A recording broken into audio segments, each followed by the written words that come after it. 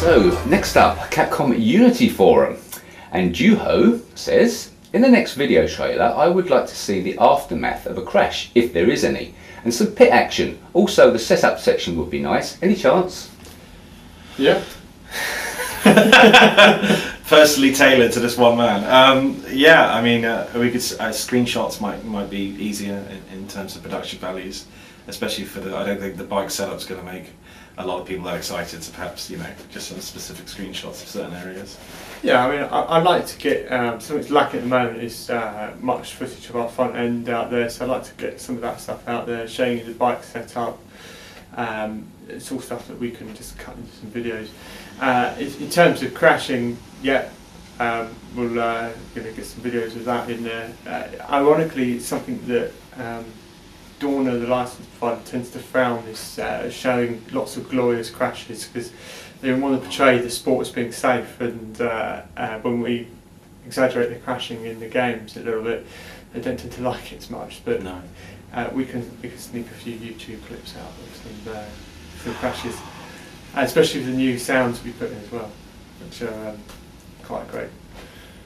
Okay, now Juho follows that up by saying, I've been watching the video over and over again, and AI behaviour has me a bit worried. It seems that the AI is incapable of even starting the race properly. When looking at the start, it seems that all the AI drivers instantly start swerving around and hitting each other.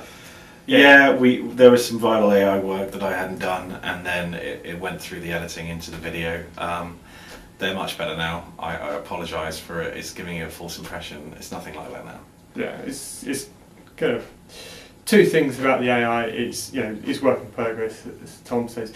The other big thing is that the Gamescom demo we put out. We put the AI on probably the easiest difficulty, so it's not showing you them racing to their best potential, how tight they can hold the line and stuff like that. Are the starts canned like in SBK, where every start is exactly the same as far as AI behaviour goes? No, I don't know what that means, but they certainly don't have exactly the same behaviour every time. It's very, very chaotic because of the multiple moving objects. You always get a different start. They're not like set animations. Is that what's? I don't know. I think that's what it means. Yeah, canned. We're not doing set anyway. animations. So. No, I think we need to have an authentic experience start to finish in the racing, and canned racing, canned starts just doesn't do that for me. And that's why when you try to do something the right way, it takes more effort and time to get it right. Yeah. And we are going to get it right, and we're confident it's going to be good.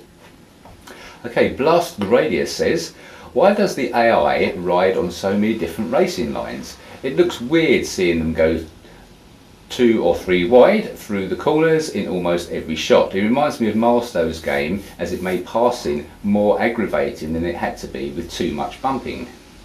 Well, they take multiple lines at the start and then they start to align. It's only the bunching at the start. I think what happened is that you're seeing an early part of the race. If you look at the first corner in a MotoGP race, they're going five across in. It's just the fact that the pack hadn't stretched out yet. And the editors thought they wanted more exciting shots in the footage instead of just single bikes or line of bikes, because they don't look as exciting.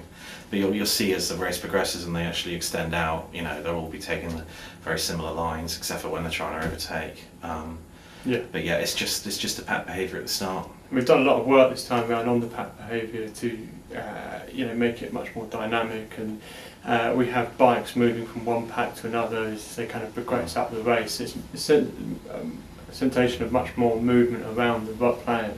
It's much more exciting now. Okay, and the final one from the Unity Forum comes from Walken. Please explain why the bike looks like a piece of plywood on its edge and flops from left to right. I think that's because a lot of the footage that you've been seeing going around outside of the trailer is being without the tuck. When you're not tucked in, the bike is looser, and I think in real world motorbikes you can, a bike is incredibly agile. It's much more agile than you want to have in control for the player, because you're not, a minor adjustment in your weight will make a minor adjustment on the path of the bike, but a big adjustment will make a big change. So the whole purpose of the tuck is to kind of simulate doing minor adjustments and big adjustments when it comes to corners, and I think when you see videos where people are using the tuck properly, you'll see the much more smoother movement of the bike that you're familiar with.